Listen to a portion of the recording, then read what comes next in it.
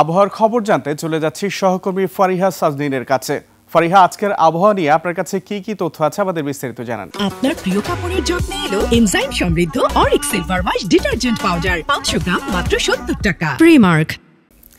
ধন্যবাদ সুমন। দর্শক, আজ 19 নভেম্বর 2025 তারিখে দেশের সর্বশেষ আবহাওয়া তথ্য থেকে আমরা দেখতে পাচ্ছি আজ সারা দেশের আকাশ আংশিক মেঘলা থাকতে পারে এবং উত্তর অথবা উত্তর পশ্চিম দিক থেকে ঘন্টায় 8 থেকে 10 কিলোমিটার বেগে বাতাস প্রবাহিত হতে পারে।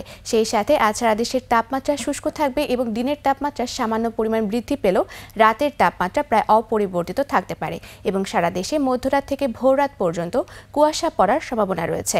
বর্তমানে মৌসুমের স্বাভাবিক লঘুচাপটি দক্ষিণ পশ্চিম বঙ্গোপসাগরে রয়েছে এবং এর একটি বর্ধিতাংশ উত্তর বঙ্গোপসাগর পর্যন্ত বিস্তৃত রয়েছে এবং আগামী 22 নভেম্বর 2025 তারিখ নাগাদ উত্তর পশ্চিম বঙ্গোপসাগরে একটি লঘুচাপ সৃষ্টি হতে পারে।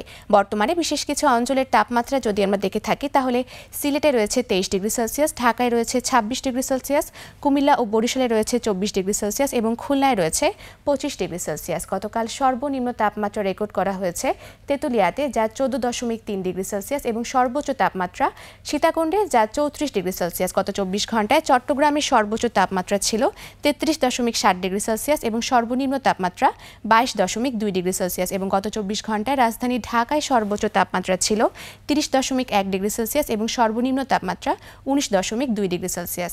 আজ ঢাকার আকাশ আংশিক মেঘলা থাকতে পারে এবং উত্তর অথবা উত্তর পশ্চিম দিক থেকে ঘন্টায় 6 থেকে 12 কিলোমিটার বেগে বাতাস প্রবাহিত হতে পারে। আজ সকাল 6টা অনুযায়ী ঢাকার বাতাসের আপেক্ষিক আর্দ্রতা নির্ণয় করা হয়েছে 82% এবং আজ ঢাকায় সূর্যাস্ত হবে সন্ধ্যা 5টা বেজে 11 মিনিটে। দর্শক, এ ছিল আমাদের আজকের আবহাওয়ার তথ্য। ফিরে যাচ্ছি সুমনের কাছে। সুমন। ফারিহা, আপনাকে ধন্যবাদ।